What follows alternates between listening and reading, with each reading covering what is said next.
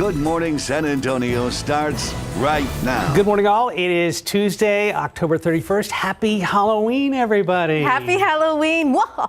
Sorry, I was waiting for that. You know, I miss those days. My son's going to be 24 next month, but you're in it still. You're making those memories every single day, and tonight's going to be awesome for you guys. Right, that weather, it's not going to bother no one, I don't think so. And my costume is actually perfect for that. You see, we're in the Frozen theme here. Yes, you guys are. I saw this picture the other day, but you guys look fantastic. Thank you so much. Yeah, it was cold and rainy when we did the trunk or treat, but it was like perfect with this weather.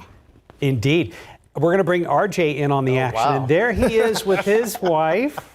I love this. So say Beetlejuice 3 times fast. Beetlejuice, yes. State 3. The ghost with the most, I believe, is what he goes by. How come you didn't keep the hair, RJ?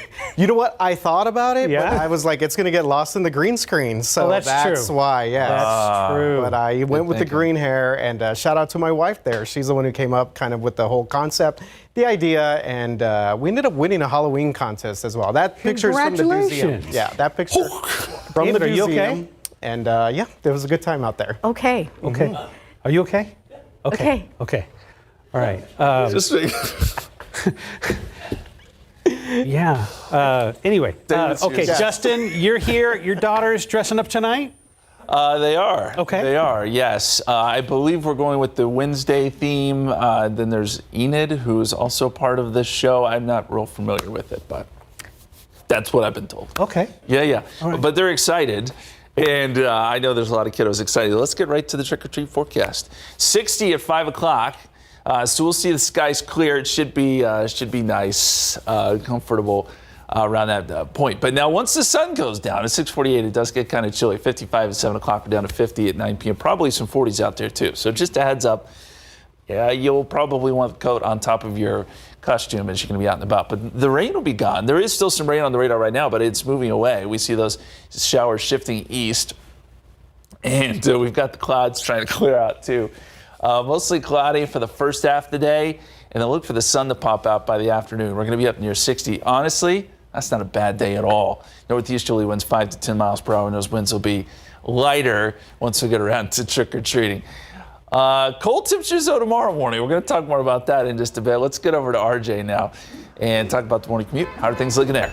All right, yeah, so it's been a busy hour here, the 8 o'clock to 9 o'clock hours, very busy, but good news is that we have cleared out all of our major incidents. So again, good stuff here as we take a quick look at TransGuide traffic camera. 281 at the Quarry, traffic moving along good here. 90 at General McMullen, traffic moving pretty smooth in this area. So do want to let you know about a couple of things. We do still have an incident here at northbound 35 at Houston Street, so a little bit of west of downtown, but you can see traffic is still kind of getting through this area. I was checking the cameras a little bit earlier in this area, but and again, traffic moving pretty good there. A little bit north of Cesar Chavez right there. As we take a look at the east side, so we go from west to east, and we have a crash that's being reported there eastbound at Martin Luther King Drive. So again, eastbound lanes of I-10 at MLK Drive right there. As we take a look at the rest of the city, there was a pretty significant wreck over here over to Callahan at 410 over in the Leon Valley area, all the way past up to Evers and Bandera Road, but that has been cleared out so far as well. So again, one more quick look at TransGuide traffic cameras. 37 Jones Avenue traffic moving along pretty smooth there in this area. See if we get one more in here. 281 Wilderness Oak. It's a little frozen there with the camera there, but traffic moving along pretty good there as well. Quick reminder, obviously there's going to be all sorts of kiddos, people out and about in neighborhoods, so make sure just to kind of keep caution around them and stay safe on those roads out there tonight. Tiffany and Mark, back to you guys. RJ, thank you. So David, I think, was trying to avoid Justin's camera shot and accidentally slid. And David, we give your landing a 10. You're welcome. He slid, but it was very smooth. It was very smooth. He stood up and smiled, so he's okay, everyone. One smooth operator for sure. Glad you're okay. It just caught us off guard. Yes. Okay. Here's today's Night at Night. Israel is rejecting calls for a ceasefire as it steps up air and ground strikes on Hamas targets in Gaza. The civilian death toll is climbing on both sides. Israel's military is also praising the Gaza ground operation it says led to an Israeli hostage release as concerns grow about 239 others Hamas is holding captive. Former President Trump's lawyers are confident they can beat a Colorado lawsuit trying to keep Trump off the ballot in 2024. A group of Colorado voters say his efforts to overturn the 2020 election leading to the Capitol riot should prohibit him from becoming president again. This is just one of several lawsuits trying to remove Trump from the ballot under the 14th Amendment. The hearing in Colorado is expected to wrap up Friday, and a judge will decide the case, not a jury. A trial date for Attorney General Ken Paxton's long-running securities fraud case has been set for April 15th. Paxton is accused of defrauding investors who were backing a company called Serve Energy in 2011 when he was a state lawmaker. If convicted, Paxton will face a long prison sentence. New details about actor Matthew Perry's final hours. Sources say his assistant found him unresponsive in his jacuzzi after reportedly playing pickleball earlier that day. An autopsy came back inconclusive. Investigators are now waiting for a toxicology report, but that could take weeks.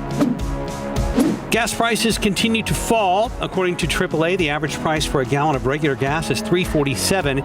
Gas is always cheaper in the fall, but the war between Israel and Hamas could change things.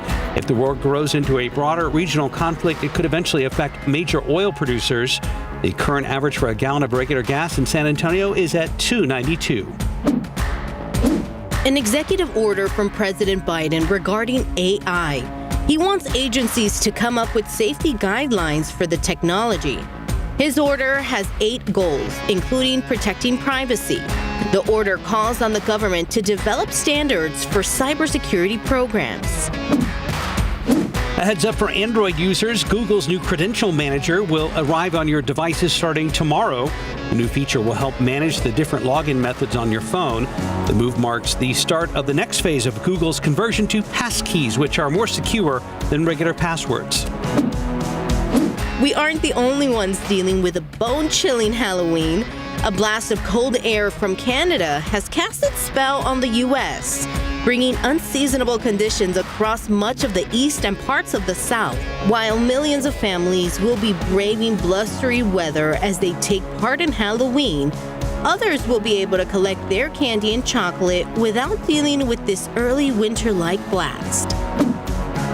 The Texas Rangers regained the World Series lead, winning Game 3 last night in Arizona 3-1. Shortstop Corey Seager led the Rangers to a victory with a home run in the 3rd inning and a sliding stop that led to a double play in the 8th that might have saved the game.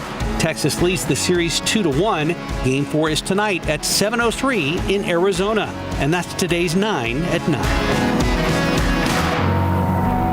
In your Halloween edition of Morning Headlines, how about some treats about Halloween and a shift in the popular candy? Plus, what Halloween looks like under the streets and the bare necessities. David Sears is here with us again. Good morning, David. We're so happy you're here with us. I was just trying to get under the camera, and I just slipped a little. And, you know. Yeah, but we double-checked on the replay, and you were safe at second. Oh, my goodness. That's a new one, Dave. That's a new one. But I'm glad, we're glad you're okay. And he's back on camera right there. I'm just glad I was safe. Okay. It is World Series. Yes, we'll talk about that later on in the show. All right, so let's start with this. So food for thought when you're walking around the neighborhood tonight with your kids doing some trick-or-treating, not you, the kids, and taking the Twix out of your kids' bag. I know some of you parents are going to be taking those Twix. Yep. May not have this thought in your mind, but we thought we'd bring this up. It actually started Halloween about 2,000 years ago as a festival to celebrate the end of the harvest, beginning of the new year. Then it turned into All Halloween's Eve that honored the dead. And then here's one for you from Good Housekeeping. In the 1700s and 1800s, unmarried women performed rituals on Halloween in hopes of finding a husband. Single ladies used to throw apple peels over their shoulders, hoping to see their future husband's initials in the shapes that they made where they fell. They also competitively bobbed for apples at parties, believing the winner would marry first. And in a ritual that sounds downright creepy, some thought standing in a dark room with a candle in front of a mirror would make their future husband's face appear in the glass. So there you go. By the end of the 1800s, things started getting a little safer with rituals. There were parties and Halloween games. Then fast forward to the 1950s, that's kind of when the neighborhood trick-or-treating really got going. Now we spend $9.1 billion on all the Halloween stuff, costumes and parties and candy. So when you're out tonight, you might notice that chocolate is now the candy of choice. It is mostly milk chocolate, according to CNN. Milk chocolate is up 2-to-1 on other candy. Last year, more people bought milk chocolate than all the other non-chocolate candies combined.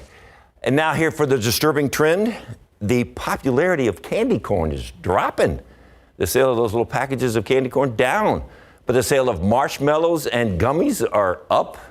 Really? Candy corn down, marshmallows, gummies up. As if getting on the New York subway isn't scary enough without being Halloween. These are pictures from Seymour Licht. He is a documented photographer, and he's put together some of the crazy, peculiar, and just weird pictures he took on the subway for a couple of decades. He has shots of the classic spooky look and the fun looks. After a while, he said he noticed that originality was not what it once was. He calls his work a showcase of the fantastical ride through the underbelly of New York City. I can only imagine what people look like. And that's Halloween. Finally this morning, can barely stand how long it's been since we had a good bear story. See, the bear went through this resort, and the security guard, and the bear just like swats him away. Said, "No, dude, this is my kitchen. I don't care if you're a security guard or not." Just swatted him. Security guard had some scratches and cuts, and the bear finally got caught by animal care services. So, but look, he's just like, my kitchen, My rules. my porridge, get out. This is in Aspen. Aspen, not too long Colorado. ago. So there you go. So the bears are out. Thank you very much, sir. Bears out tonight too. Yes, sir. right. Thank you, Dave. Right now, 909, 46 degrees. Let's take a look at live cam outside. All eyes on the weather today because it's going to be a little bit chilly tonight, so bundle up. Justin has your forecast coming up. Welcome back. Ready for Halloween tonight? Yes, I love all the Halloween displays in different neighborhoods. What's your favorite that you've seen so far? I haven't seen any this year, except for Skeleton House, of course, which we've seen all month on KSAT Connect. I saw this one that they put just a little girl sitting down, and I thought it was a little girl, so I looked. It's real. That's scary stuff, huh? It was just like, and then the ones that they have them like floating. Right. Those are Good ones too. I've seen a lot of inflatables this year. That's been kind of the trend. There was one house in our neighborhood that did like 20 inflatables. It was pretty incredible. I love those. Yeah, those are good. Those are good. But we hope that the kids enjoy their Halloween tonight. That it'll be good and cool. So there's that. It's not a bad trick-or-treat forecast. The question is, do we get rid of these clouds? And we will. We will. The sun pops out this afternoon, and so we'll be left with clear skies tonight, which will make for, yes, a clear, cold Halloween. We've got showers moving across South Texas right now. These are very light. Not much here in San Antonio. This is mainly south and southeast of town. But there's the clearing line right there, Fredericksburg over to Rock Springs, and it's shifting south. So with the sun out this afternoon, yeah, it'll turn into a pretty nice day. There's a look at the forecast, and by noontime, this particular model takes most of the clouds out, and then by the evening hours, we've got perfectly clear skies.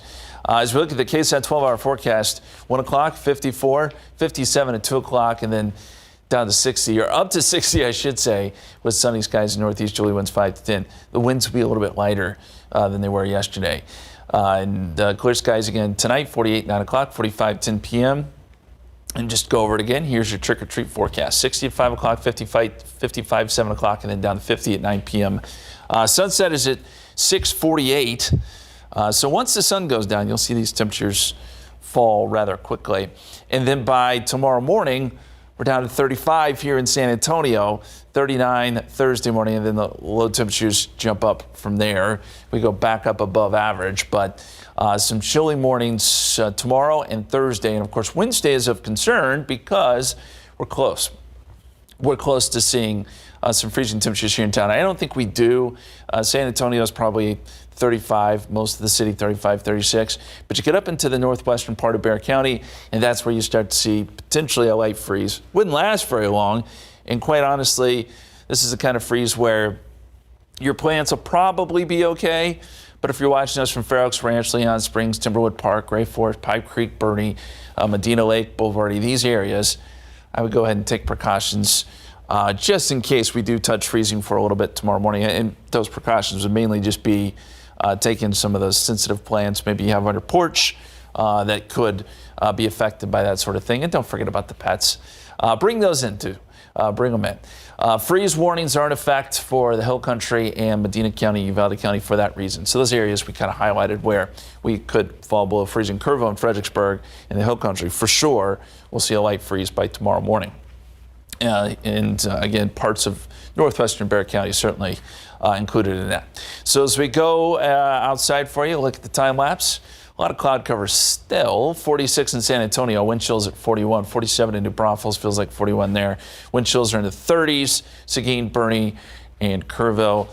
But once that sun pops up, again, those temperatures will start to warm up. As we look down the line here, that big area of cold weather and that big trough starts to push east, and then we see a warming trend. So Friday into the weekend, you'll start to see things improve. As far as temperatures go, in fact, it gets almost downright warm by the time we get into the weekend. So a lot of roller coaster action here. 62 tomorrow after starting off at 35. 67 Thursday. We go mostly cloudy Friday, 75. And then back in the 80s this weekend as we fall back with 83 Sunday and then up to 85 on Monday. Who just walked into the studio as Land Shark from like SNL? Come here, real quick. That's amazing. Oh my gosh, look at that. Oh my gosh, who is that? They can't Oh, say. you left me hanging. Wow. Right here in the middle, right there here. You go. Can you see This okay? is it. There Oh, we go. he got it. He got it. There we go. Fantastic. Who can beat that? I can't. know. All right, 917, 46 degrees. We'll be right back. 921, she was her police department's Officer of the Year, but after filing a complaint about possible acts of misconduct by her chief, the city of Fair Oaks Ranch fired her. Officer Lacey Gonzalez is now sharing her story, and it's getting a lot of attention online. There's a code, you don't talk, because if you do something, you're going to get retaliated against. Want to hear? Oh, sorry. KSAT Investigates' Dylan Collier reports on the troubled tenure of Chief Tim Mooring and the city's decision to keep him on the job. This footage obtained by KSAT Investigates shows a Fair Oaks Ranch police vehicle pursue a speeding car along Fair Oaks Parkway last fall. In the video, officers approach the car from behind as one of them recognizes the driver, Police Chief Tim Mooring. Multiple sources said Mooring was driving the seized Toyota sedan. One former employee telling KSAT Mooring has repeatedly sped along public roadways in city-owned vehicles to keep officers on their toes. KSAT could find no record Mooring was disciplined for the incident. Fair Oaks Ranch officials declined to comment. To have so much power in the hands of one individual who, as we can see, can be abusive of his power, that's unfortunate. Adam Murray is a former police officer turned attorney who now represents officers in employment disputes.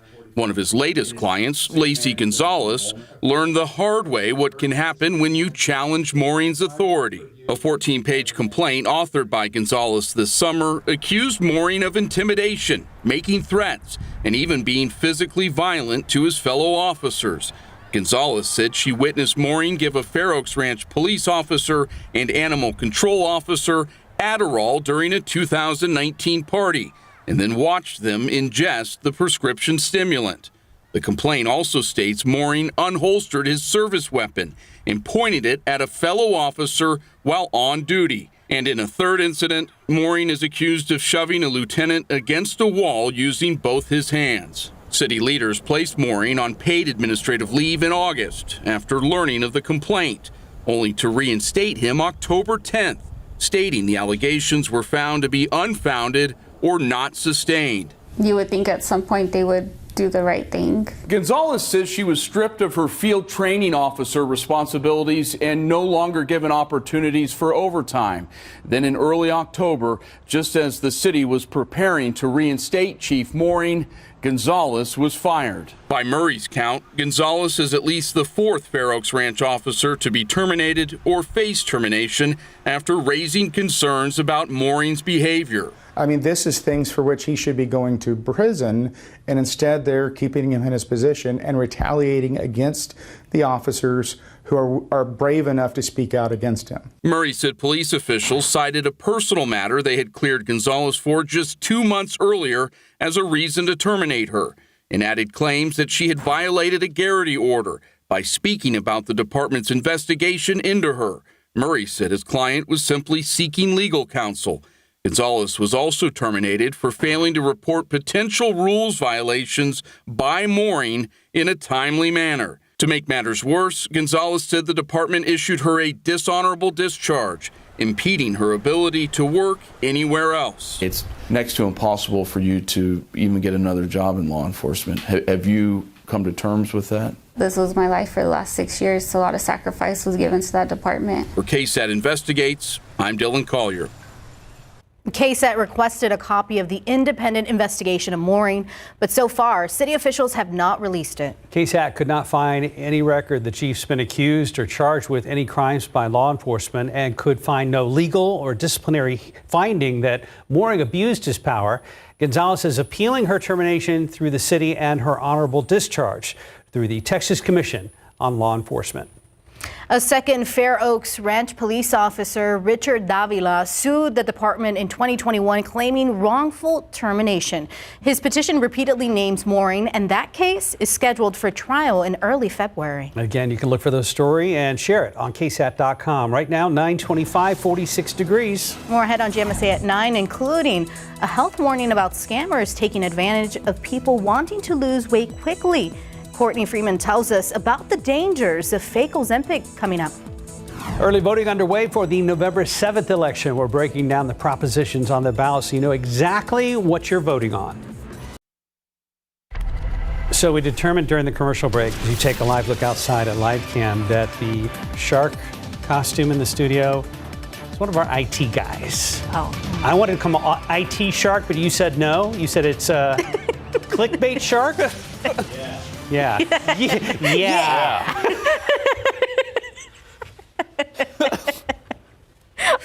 Oh, it's so Halloween. cute, actually. The moves this guy Very has. intimidating. Justin, how do you top that? I can't compete with that. I know. Honestly. I know.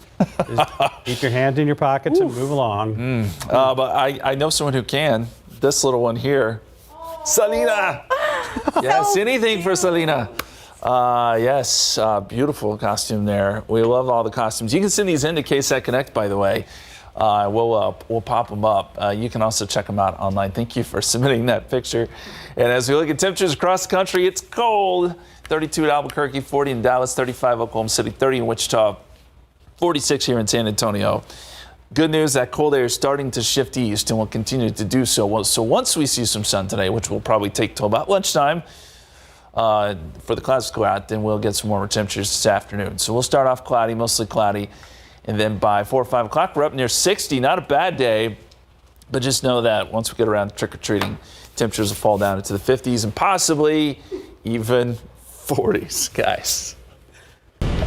Justin, thank you. Early voting continues this week for the November 7th election, and understanding what's on the ballot just as important as getting to the ballot box. While no big Bexar County race is up for grabs, there are more than a dozen state propositions to vote on.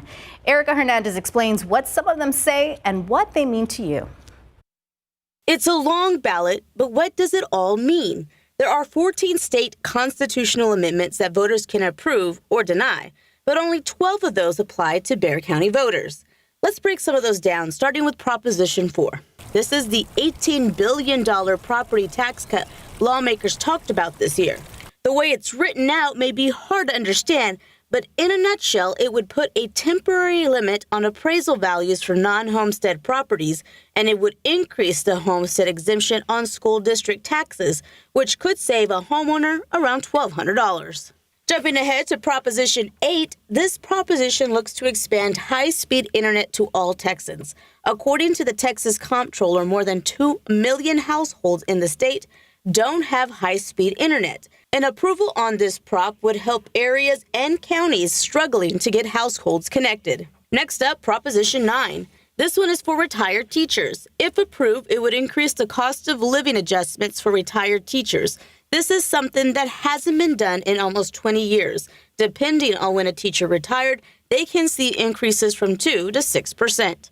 And finally, Proposition 14. This is for state parks.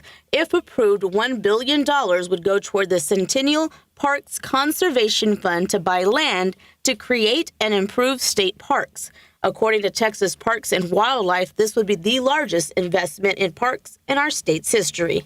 Some cities like Helotes, Converse, Schertz, and Windcrest will have more on their ballots because it is their city's general election. Now, early voting ends this Friday, and the election day is next Tuesday, November 7th. Erica Hernandez, KSAT 12 News. In other news, a grim forecast coming from a local cybersecurity group working to keep businesses from being victimized. According to Cybersecurity Ventures, the cost of cyber crimes is predicted to hit $8 trillion this year and will grow to $10.5 trillion by 2025. And we are not immune here in San Antonio. Max Massey shows us what's being done to protect San Antonio's cyber community now and in the future. We've had a few smaller municipalities hit with ransomware attacks, as well as school districts, and it's been disruptive. Jeff Fair is the Vice President of Cybersecurity and Economic Development, a key member of the Cybersecurity Council. It's an organization under the San Antonio Chamber of Commerce. Municipal governments, counties and cities, school districts, they're all targets for criminals. Brett Pyatt has worked in the cybersecurity field for more than 20 years.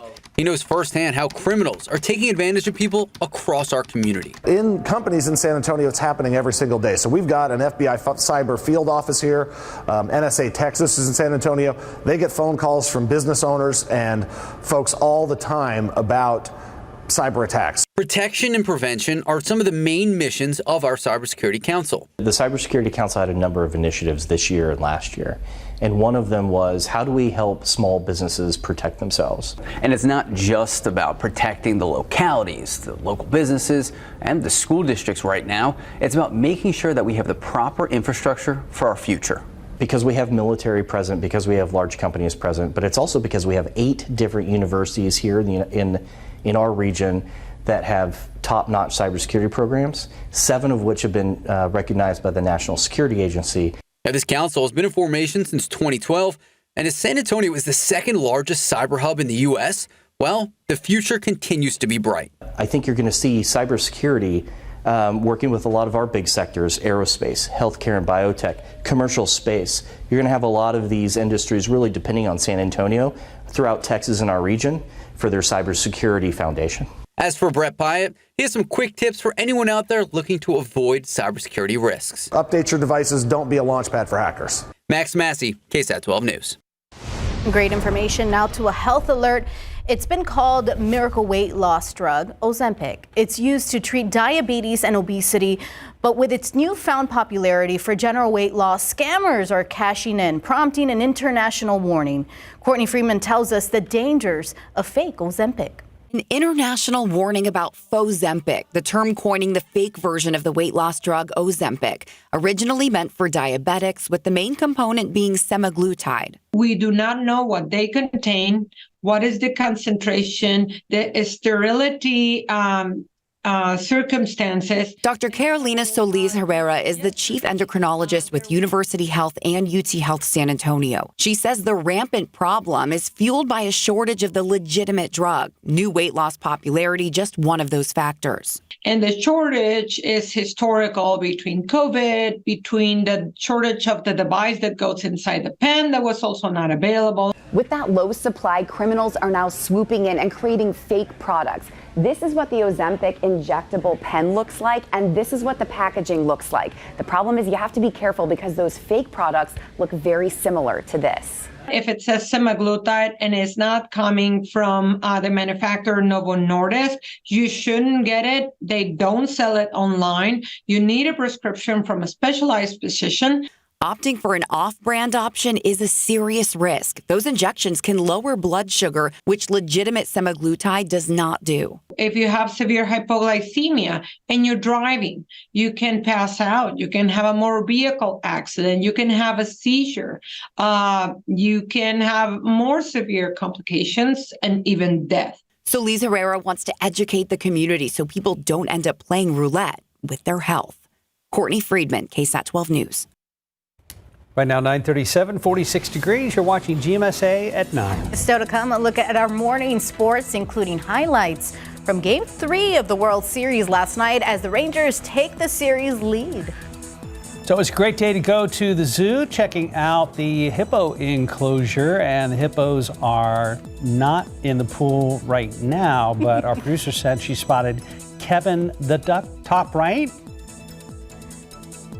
Okay. It's a bit of a cameo, a little awkward, but I believe her. Be right back. Welcome back. Just about 9:41. I heard this tip the other day is having something warm ready after trick-or-treating. You come back home and you have a nice soup, cafecito. Perfect plan. I like that. Yeah. Having the sound of that. preparing here. All right, I got to get to work, I guess. Yeah, it is going to be chilly for trick-or-treating, but before we get into that, we got to talk a little bit about the tropics and what's going on, because we do have a developing system. I'm afraid there's dangerous waters over on the green wall. Oh, now see, this works out perfectly. We're talking about the ocean, and there he is. What is it? What is it? Clickbait, right? Clickbait. There we go. Clickbait shark. Hey, describe the situation. Here we go. Without speaking. Perfect arm movements. Okay, you don't want that. And then what's going on in the Atlantic there behind you? Well, it's a lot of bait fish over here. It's normally a buffet, but this time of year the water's turning colder. That's all your food, man. Yeah. All right. Well done. Well done.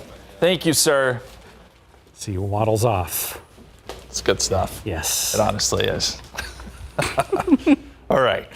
We do actually have a wave out in the Caribbean, and this is going to work off to the west. And it could develop. The Hurricane Center is giving us actually pretty high odds of development. And this is forecast to work towards Central America. So we're not done with hurricane season just yet. And this could have an impact on Central America. I don't think it makes that turn up towards the United States, but we do need to watch it. And folks, certainly in Central America, will be watching it. And if you're curious, Vince would be the next name on the list if we were to get a name system. In the Atlantic. There's some crazy stuff going on in the studio today, I tell you what. Cloud cover is still there, but we're starting to get some breaks in the clouds as they work. Come on into the weather wall over here. We've got more creatures wandering their way into the.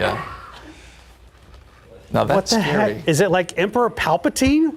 Was it from Star Wars? No. I don't know what's happening. Who just got back from Washington, D.C.? You've been doing some traveling, and that's good. That's good. We appreciate it. Heard the monuments were awesome. Anyway. All right, so a spooky forecast for tonight, right? Yeah, that's what we're going to go with. Yes, the clouds are starting to clear. 40 in Fredericksburg, 43 in Kerrville, 46 in San Antonio. And 39 right now in Los Maples. That's where the skies are starting to clear a little bit. Any of that shower activity is now moving out. And right now we've got 46 in San Antonio. 41 is what it feels like. And the cloud cover, well, that starts to melt away, as I said. As we get into the afternoon, there will be quite a bit of sun. And then that leads us into the trick-or-treat forecast. Things are already getting a little spooky around here, as we said. 7 o'clock, 53, 9 o'clock, 50 degrees, jackets on top of your costumes. And we do need to mention that by tomorrow morning, there will be a light freeze in parts of the hill country, including Bernie, Comfort, Kerrville, Bandera. Then as you get down into Bexar County, probably staying above freezing here. I would say the one area we've got to watch up here across northwestern Bexar County, Leon Springs, Timberwood Park, Fair Oaks Ranch, Gray Forest, Medina Lake. That's where we could see a light freeze. Don't forget to bring in some of that sensitive vegetation. It wouldn't last very long, but I do think it's a possibility. So freeze warnings are in effect for those counties, including Medina County and Uvalde County. That does not include Bexar County, but as I mentioned, northwestern part of the county certainly could briefly get down to freezing. Oh, okay. Jeez. Why? Okay. Why? This is the most entertaining I told you. newscast. It's like walking to a haunted house in here. Yep. There's a lot going on. There really is. Justin, thank you. Bless you for hanging in there. Yes. Wow. The Texas Rangers continue their road win streak last night in Game 3 of the World Series. And the Spurs are back on the court tonight, plus some big NBA news. David and RJ are here. Good luck, guys. How do you tell us? I don't know. Very unpredictable surroundings today. Sharknado or Shark Week or Baby Shark. Palpatine back there. I'm sure we'll hear the Baby Shark song for us all over. By the way, that was Fiona from. Okay. That was Great her. job, That was Fiona. Wow.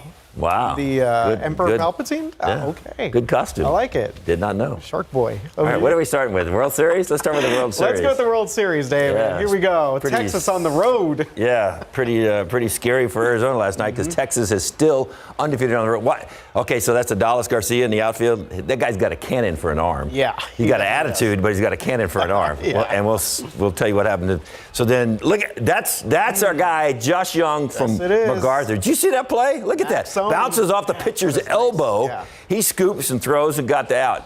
He's not had a great series at the plate, but he's had a great series in the field. That kid can play some third now. Talk about having a great series. Corey Seager, Corey I mean, the Seager. entire playoffs, 5th home run of the postseason right now. I think he's slugging like 1,600, some ridiculous number. Obviously got paid a mega contract a couple years ago and definitely making it worth every penny, David. Corey Seager's on fire. He likes to swing at the first pitch, so why do you give him something to swing at with the first pitch? That was the first pitch that he faced at that at bat, and he just jacked it right. Look at this. Look at that. Hey, batting practice.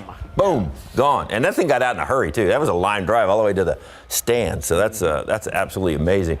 And then another great play by the defense. Their defense has been great. Well, their defense was great yesterday. I mean, obviously you mentioned Josh Young making that play, that return, that double play right there. But defense has really been pretty solid for Texas. And I don't know that we're going to show it, but Adalis Garcia swung so hard that he hurt his back yesterday. Is that it right there? Look at grabbing his back right there.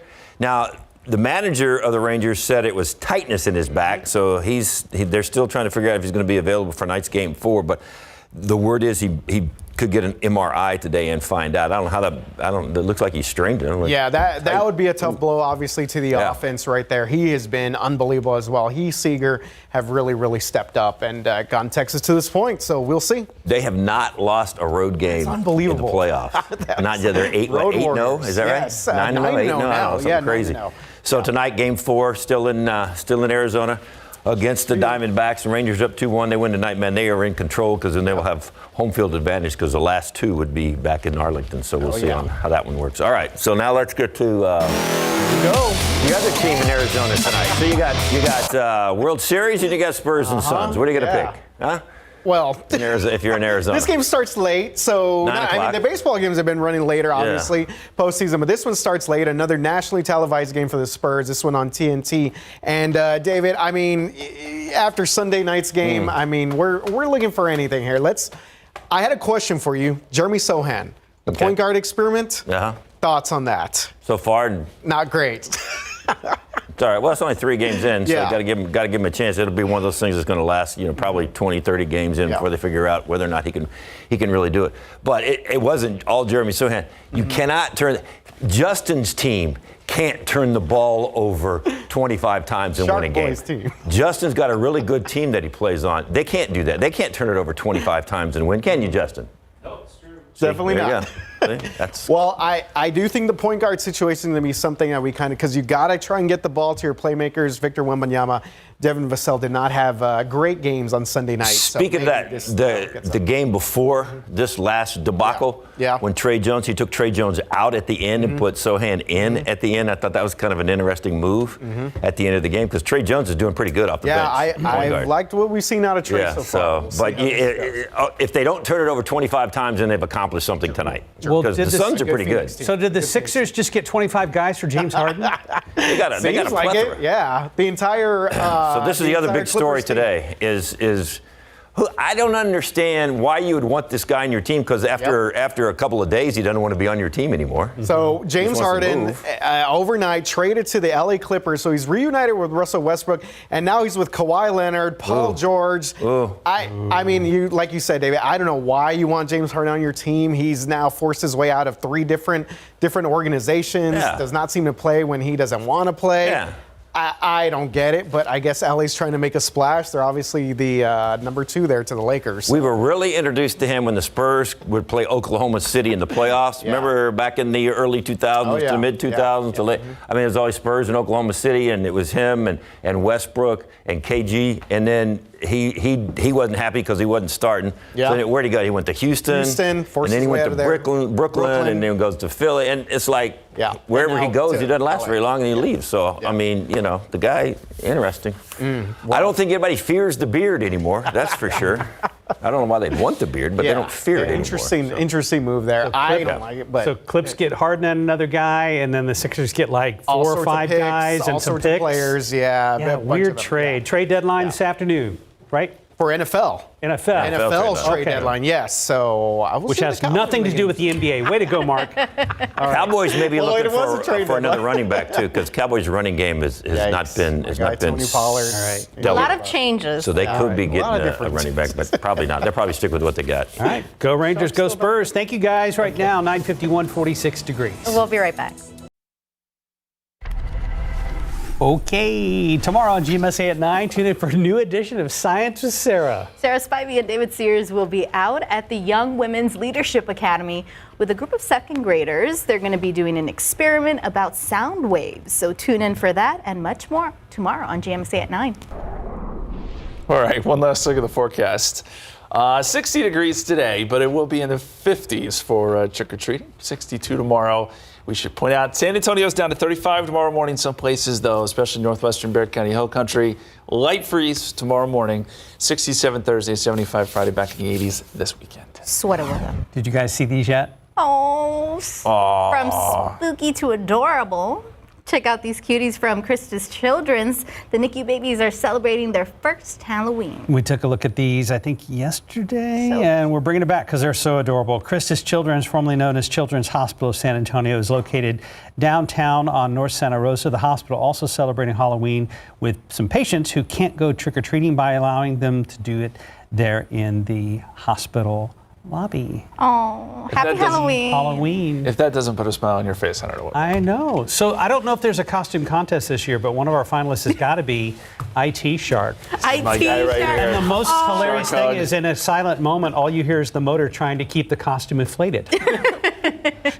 It works. Remember sweater weather. It works. Right. And I hear there's a whole ensemble, so there will be like a boat and some other folks from Jaws, part of the family. So fantastic. It's a whole thing. The amazing thing is we found a costume taller than you for once. It's true. It's kind of nice, honestly. Happy Halloween, everybody. Thank you, IT Shark. I'm still having password problems, so can we talk about that?